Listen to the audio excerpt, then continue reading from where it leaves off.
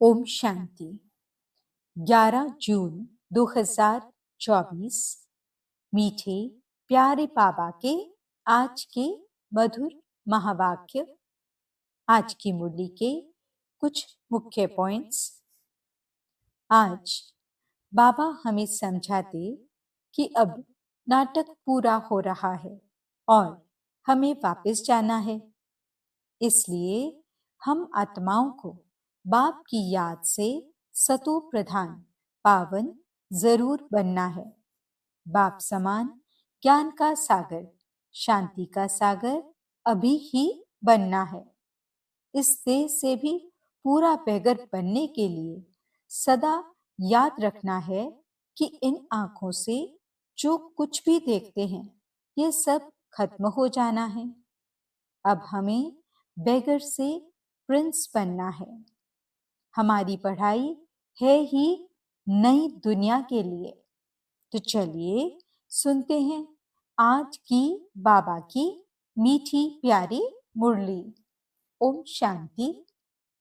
बाबा कहते, मीठे बच्चे, अब तुम्हें संपूर्ण बनना है, क्योंकि वापस घर जाना है और फिर पावन दुनिया में आना है। प्रश्न: संपूर्ण पावन बनने की युक्ति कौन सी है? उत्तर: संपूर्ण पावन बनना है तो पूरा बेगर बनो। देह सहित सब संबंधों को भूलो और मुझे याद करो, तब पावन बनेंगे। अब तुम इन आंखों से जो कुछ देखते हो ये सब विनाश होना है। इसलिए धन, संपत्ति, वैभव आदि सब भूल बेगर बनो। ऐसे बेगर ही प्रिंस बनते हैं। ओम शांति। मीठे मीठे रूहानी बच्चों प्रति रूहानी बाप समझा रहे हैं। बच्चे ये तो अच्छी रीति समझते हैं कि शुरू में आत्माएं सब पवित्र रहती हैं। हम ही पावन थे, पतित और पावन, ये आत्मा के लिए ही कहा जाता है। आत्मा पावन है तो सुख है। बुद्धि में आता है कि हम पावन बनेंगे तो पावन दुनिया के मालिक बनेंगे। इसके लिए ही पुरुषार्थ करते हैं। 5000 वर्ष पहले पावन दुनिया थी, उसमें आधा कल्प तुम पावन थे, बाकी रहा आधा कल्प। ये बातें और कोई समझ नहीं सकते। तुम जानते हो, पतित और पावन, सुख और दुख, दिन और रात आधा आधा है। जो अच्छे समझदार हैं, जिन्होंने बहुत भक्ति की है, वही अच्छी रीति समझेंगे। बाप कहते हैं, मीठे बच्चों, तुम पावन थे। नई दुनिया में सिर्फ तुम ही थे। बाकी जो इतने सब हैं वे शांति धाम में थे। पहले पहले हम पावन थे और बहुत थोड़े थे। फिर नंबरवार मनुष्य सृष्टि वृद्धि को पाती है। अब तुम मीठे बच्चों को कौन समझा रहे हैं? बाप आत्माओं को परमात्मा बाप समझाते हैं। इसको कहा जाता है संगम। इसको ही कुंभ कहा जाता है। मनुष्य इस संगम युग को भूल गए हैं। बाबा ने समझाया है 4 युग होते हैं। 5वां ये छोटा सा लीप संगम युग है। इसकी आयु छोटी है। बाप कहते हैं, मैं इनकी वानप्रस्थ अवस्था में प्रवेश करता हूँ, बहुत जन्मों के अंत के भी अंत में। बच्चों को ये खातिरी है ना, बाप ने इनमें प्रवेश किया है। इनकी भी बायोग्राफी सुनाई है। बाप कहते हैं, मैं आत्माओं से ही बात करता हूँ। आत्मा और शरीर दोनों का इकट्ठा पाठ होता है। इनको कहा जाता है जीव आत्मा, पवित्र जीव आत्मा, अपवित्र जीव आत्मा। तुम बच्चों की बुद्धि में है कि सतयुग में बहुत थोड़े देवी देवता होते हैं। फिर अपने लिए भी कहेंगे, हम जीव आत्मा जो सतयुग में पावन थी, वह फिर 84 जन्मों के बाद पतित बनी हैं। पतित से पावन, पावन से पतित, ये चक्र फिरता ही रहता है। याद भी उस पतित पावन बाप को करते हैं तो हर 5000 वर्ष बाद बाबा एक ही बार आते हैं, आकर स्वर्ग की स्थापना करते हैं। भगवान एक है, जरूर वही पुरानी दुनिया को नया बनाएंगे। फिर नए को पुराना कौन बनाता है? रावण, क्योंकि रावण ही देह अभिमानी बनाते हैं। दुश्मन को जलाया जाता है, मित्र को नहीं जलाया जाता है। सर्व का मित्र एक ही बाप है, जो सर्व की सद्गति करते हैं। उनको सब याद करते हैं, क्योंकि वह है ही सबको सुख देने वाला। तो जरूर दुख देने वाला भी कोई होगा। वह है 5 विकारों रूपी रावण। आधा कल्प राम राज्य, आधा कल्प रावण राज्य। स्वास्तिका निकालते हैं ना, इसका भी अर्थ बाप समझाते हैं। इसमें पूरा चौथा होता है, जरा भी कम जास्ती नहीं। यह ड्रामा बड़ा एक्यूरेट है। कोई समझते हैं हम इस ड्रामा से निकल जाएं, बहुत दुखी हैं। इससे तो जाकर ज्योति ज्योत समाएं व ब्रह्म में लीन हो जाएं। लेकिन कोई भी जा नहीं सकता। क्या क्या ख्यालात करते हैं। भक्ति मार्ग में प्रयत्न भी भिन्न भिन्न करते हैं। सन्यासी शरीर छोड़ेंगे तो ऐसे कभी नहीं कहेंगे कि स्वर्ग व वैकुंठ पधारा। प्रवृत्ति मार्ग वाले कहेंगे फलाना स्वर्ग पधारा। आत्माओं को स्वर्ग याद है ना? तुमको तो सबसे ज्यादा याद है। तुमको दोनों की हिस्ट्री ज्योग्राफी का पता है और कोई को पता नहीं। तुमको भी पता नहीं था। बाप बैठ बच्चों को सब राज समझाते हैं। ये मनुष्य सृष्टि रूपी वृक्ष है। वृक्ष का जरूर बीज भी होना चाहिए। बाप ही समझाते हैं पावन दुनिया कैसे पतित बनती है, फिर मैं पावन बनाता हूँ। पावन दुनिया को कहा जाता है स्वर्ग। स्वर्ग पास्ट हो गया, फिर जरूर रिपीट होना है, इसलिए कहा जाता है वर्ल्ड की हिस्ट्री रिपीट होती है। अर्थात वर्ल्ड ही पुरानी से नई, नई से पुरानी होती है। रिपीट माना ही ड्रामा है। ड्रामा अक्षर बहुत अच्छा है, शोभता है। चक्र हूबहू फिरता ही रहता है। नाटक को हूबहू नहीं कहा जाता। कोई बीमार हो पड़ते हैं तो छुट्टी ले लेते हैं। तो तुम बच्चों की बुद्धि में है हम पूज्य देवता थे, फिर पुजारी बने। बाप आकर पतित से पावन बनने की युक्ति बताते हैं, जो कि 5000 वर्ष पहले बताई थी। सिर्फ कहते हैं बच्चों मुझे याद करो। बाप पहले पहले तुमको आत्म अभिमानी बनाते हैं। पहले पहले ये शब्द यानी पाठ देते हैं। बच्चे अपने को आत्मा समझो, बाप को याद करो। इतना तुमको याद कराता हूं, तुम फिर भी भूल जाते हो। भूलते ही रहेंगे जब तक ड्रामा का अंत आए। अंत में जब विनाश का समय होगा तब पढ़ाई पूरी होगी, फिर तुम शरीर छोड़ देंगे। जैसे सर्प भी एक पुरानी खाल छोड़ देते हैं ना, तो बाप भी समझाते हैं तुम जब बैठते हो अथवा चलते फिरते हो देही अभिमानी होकर रहो। आगे तुमको देह अभिमान था, अब बाप कहते हैं आत्म अभिमानी बनो। देह अभिमान में आने से तुमको 5 विकार पकड़ लेते हैं। आत्म अभिमानी बनने से कोई विकार पकड़ेगा नहीं। देही अभिमानी बन बाप को बहुत प्यार से याद करना है। आत्माओं को परमात्मा बाप का प्यार मिलता है इस संगम युग पर। इसको कल्याणकारी संगम कहा जाता है, जबकि बाप और बच्चे आकर मिलते हैं। तुम आत्माएं भी शरीर में हो।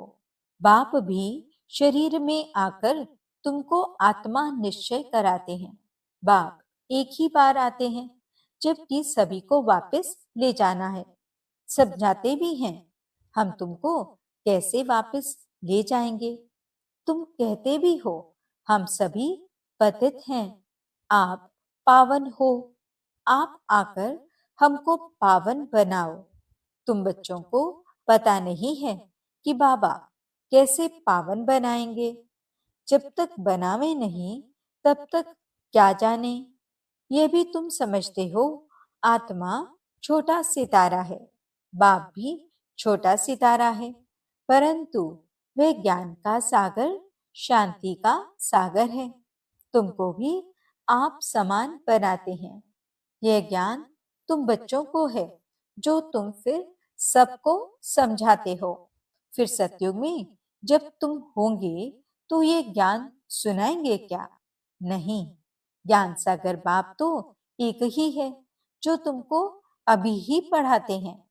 जीवन कहानी तो सबकी चाहिए ना, वह बाप सुनाते ही रहते हैं, परंतु तुम घड़ी घड़ी भूल जाते हो। तुम्हारी माया के साथ युद्ध है। तुम फील करते हो बाबा को हम याद करते हैं, फिर भूल जाते हैं।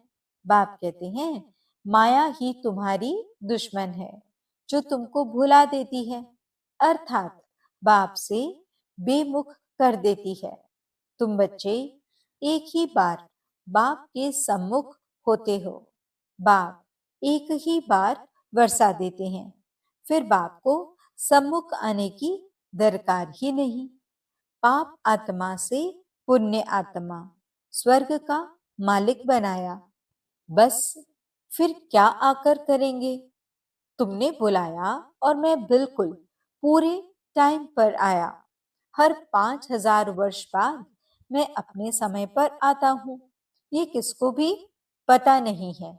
शिवरात्रि क्यों मनाते हैं, उसने क्या किया, किसको भी पता नहीं है।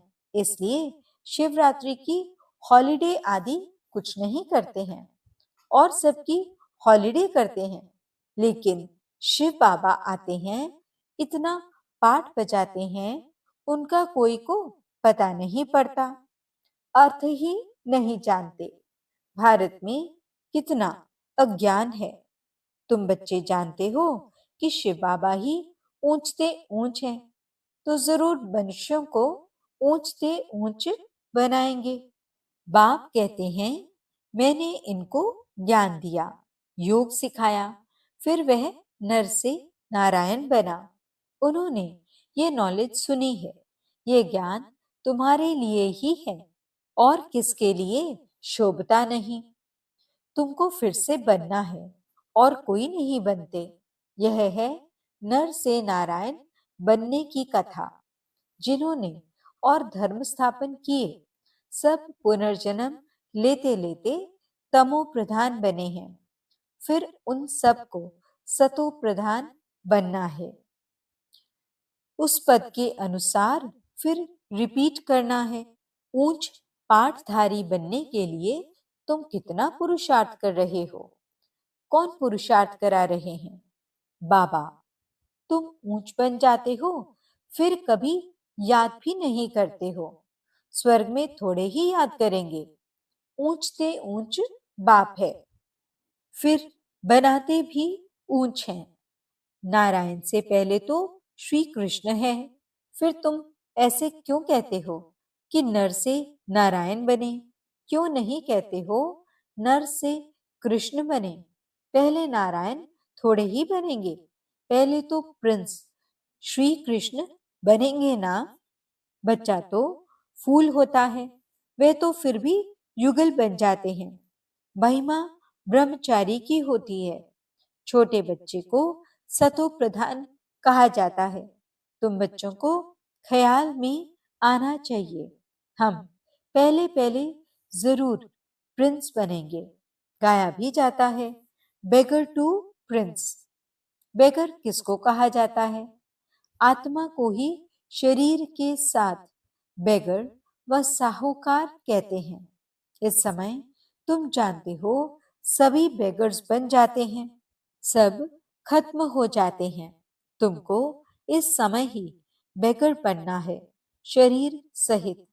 पाई पैसे जो कुछ हैं खत्म हो जाएंगे। आत्मा को बेगर बनना है, सब कुछ छोड़ना है, फिर प्रिंस बनना है। तुम जानते हो, धन दौलत आदि सब छोड़कर बेगर बन हम घर जाएंगे। जो कुछ भी है सब कुछ छोड़ना है। ये पुरानी चीज कोई काम की नहीं है।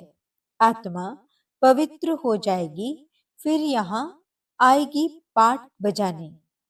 कल्प पहले मिसल। जितना जितना तुम धारणा करेंगे उतना ऊंच पद मिलेगा। भल इस समय किसी के पास 5 करोड़ है, सब खत्म हो जाएंगे। हम फिर से अपनी नई दुनिया में जाते हैं। यहाँ तुम आए हो नई दुनिया में जाने के लिए। और कोई सत्संग नहीं जिसमें कोई समझे कि हम नई दुनिया के लिए पढ़ रहे हैं। तुम बच्चों की बुद्धि में है, बाबा हमको पहले बेगर बनाकर फिर प्रिंस बनाते हैं। देह के सब संबंध छोड़े तो बेगर ठहराना कुछ भी है नहीं। अभी भारत में कुछ भी नहीं है। भारत अभी बेगर इंसॉल्वेंट है, फिर सॉल्वेंट होगा। कौन बनते हैं? आत्मा शरीर द्वारा बनती है। अभी राजा रानी भी है नहीं, वह भी इंसॉल्वेंट है। राजा रानी का ताज भी नहीं है। न वह ताज है, न रतन जड़ित ताज है। अंधेरी नगरी है, सर्वव्यापी कह देते हैं। गोया सब में भगवान है, सब एक समान है। कुत्ते बिल्ली सब में है। इसको कहा जाता है अंधेर नगरी। तुम ब्राह्मणों की रात थी, अब समझते हो ज्ञान दिन आ गया है। सत्युग में सभी जागती ज्योत हैं। अभी दीवा बिल्कुल ही डल हो गया है। भारत में ही दीवा जगाने की रस्म है और कोई थोड़े ही दीवा जगाते हैं। तुम्हारी ज्योत उछाई हुई है। सतो प्रधान विश्व के मालिक थे। वह ताकत कम होते होते अभी कुछ ताकत ही नहीं रही है। फिर बाप आए हैं तुमको ताकत देने। बैटरी भरती है। आत्मा को परमात्मा बाप की याद रहने से बैटरी भरती है। अच्छा, मीठे मीठे सिकिलते बच्चों प्रति माता पिता बाप दादा का याद प्यार और गुड मॉर्निंग। रूहानी बाप की रूहानी बच्चों को नमस्ते। हम रूहानी बच्चों की रूहानी बाप दादा को दिल व जान सिक व प्रेम से नमस्ते नमस्ते नमस्ते जी। गुड मॉर्निंग बाबा। शुक्रिया बाबा। धारणा के लिए मुख्य सार। पहला पॉइंट, अब नाटक पूरा हो रहा है, हमें वापस जाना है। इसलिए आत्मा को बाप की याद से सतो प्रधान पावन जरूर बनाना है। बाप समान ज्ञान का सागर, शांति का सागर अभी ही बनना है।